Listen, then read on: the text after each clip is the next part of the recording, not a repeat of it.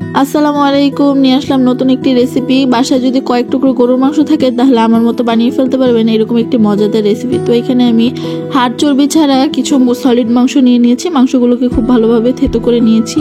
এখন একটি কড়াইতে তেল দিয়ে তেলটা ভালো মতো গরম করে এর ভিতরে থেতো করা মাংসগুলোকে দিয়ে দিব। মাংসগুলোকে দিয়ে হালকা একটু ভেজে নিব।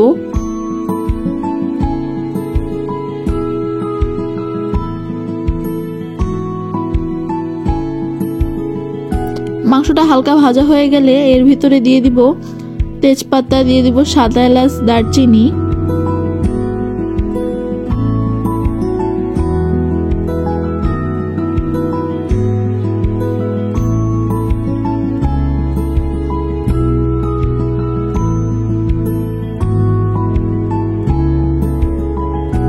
এখন এর ভিতরে দিয়ে দিলাম কিছু পেঁয়াজ কুচি, দিয়ে দিলাম আদা রসুন বাটা, দিয়ে খুব ভালো মতো নাড়াচাড়া করে মাংসটার সাথে খুব ভালো মতো মিশিয়ে নিব।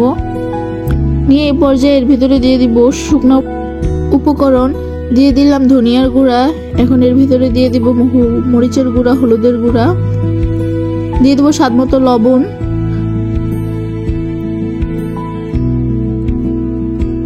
লবণটা দিয়ে খুব ভালো মতো নাড়াচাড়া করে মাংসটাকে কষিয়ে নিব।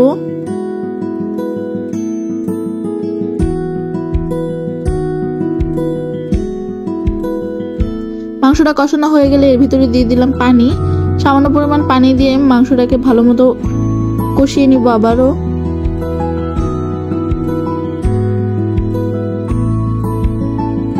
মাংসটা কষানো হয়ে গেলে এর ভিতরে দিয়ে দিব আলুটা দিয়ে খুব ভালো মতো নাড়াচাড়া করে নিব।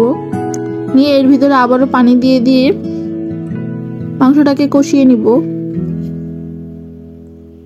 খুব ভালো মতো ঢাকনা দিয়ে ঢেকে ঢেকে মাংসটাকে আমি রান্না করে নিলাম। এরকম ভাবে 2-3 বার মাংসটাকে কষিয়ে নিব।